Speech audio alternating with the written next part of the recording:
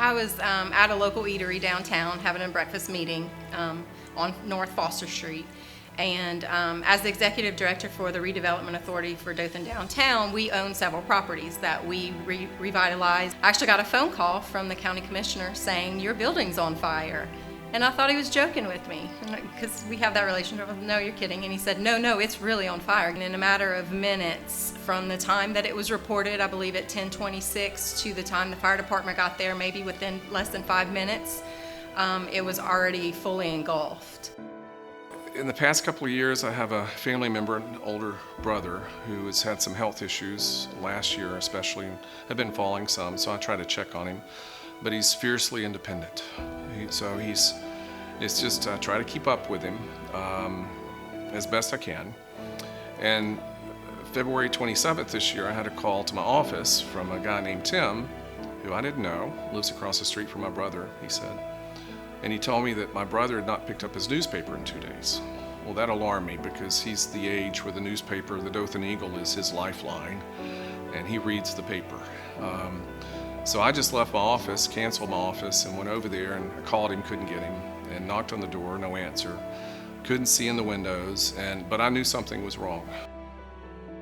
I was at my son's school at Slingnuff Elementary for a meeting with the principal, and I was having a headache, and from there I just kind of passed out.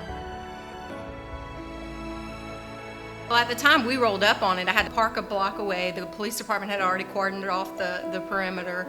The fire trucks were already on site. They were hosing the fire down already from the ladder trucks.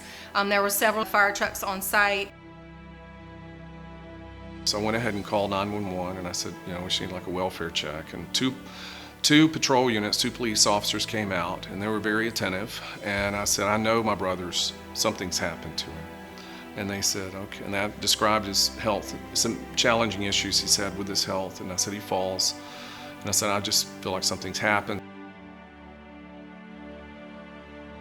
The nurses started working on me, and it took the firefighters 6 minutes to get there before they got there, and they were able to use the defibrillator to revive me. Nobody really knew what had happened or what had caused the fire. At that point, they were just concerned about containing it because it was already fully engulfed. They were concerned about the roof collapsing, and so they were just making sure that everybody stayed a safe distance back. We didn't know at that point if there was anybody in the building or not. We started going through all the different protocols, and we tried to, get him to answer, no answer.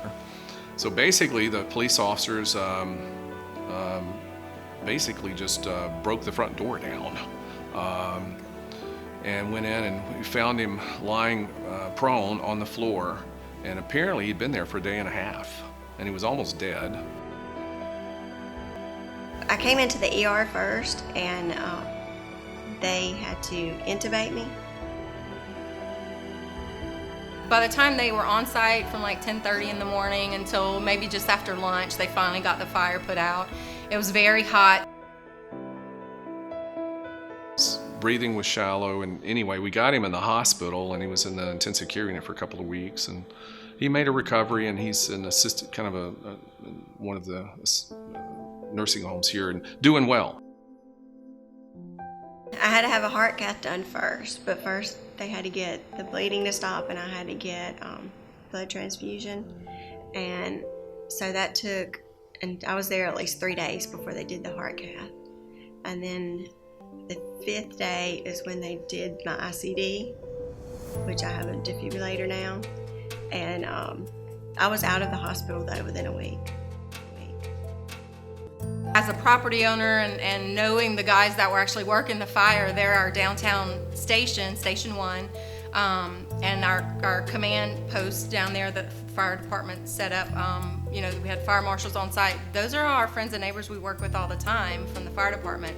They're at our events. We work with them strategically to plan a lot of our events. So those are my friends and neighbors. Because of the first responders we have that came and helped with that, and the ambulance and the EMTs and the fire department that came, I think that really aided in getting him in the hospital, getting him to the emergency room. So he would have died there. So It's basically, and I called Chief Parrish and I told him, I said, these guys do a great job.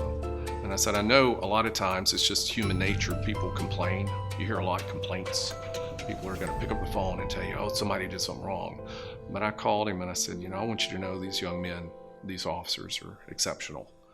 They were very, very helpful. And, when I explained to him the situation, I said, I know he's in there. They listen and I think they believe me. They said, okay. I said, I know this guy. And could he have gone somewhere? I said, no, his car's here. He doesn't just go somewhere. His car's here. And they were super. They were very, very helpful. And I think they helped, along with the EMTs, the fire department and such, I think they helped basically save his life. We have some of the most well-trained, well-organized units here in the city of Dothan. We are super blessed to have the teams that we have in leadership, and the guys on the ground running the trucks and the hoses, and the police department cordoning off, the perimeter. It was sort of just, I was in awe watching them do their thing. It's just another day in the life of what they do every day, the firefighters and the police officers. Because of the way that the fire department handled the situation and the police department contained the situation as well, we didn't have any loss of life. I think it's easy for us at the end of the day to go home and we can detach from our jobs and spend time with our family, but these guys really, it's 24/7. We ask a lot of them, and I think unless you're in a situation like that where you can really watch them do what they go to work to do every day and they're paid to do, you really don't really understand the perspective and their viewpoint until you can see them in action.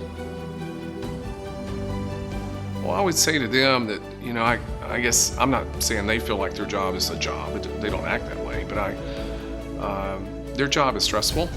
I think to a point that most civilians don't even comprehend how stressful it is, where they interact with people where they can get hurt or, be called ugly names or just, denigrated. But I think what I would want them to understand is the majority of people in this community support our police. They support our firefighters, support our EMTs, and they see them as being a very important part of our community, and they make it a better place. I guess after going through it, I see that they put a lot of effort in their heart and soul into what they do. And I just want them to know that I appreciate their service and everything they do.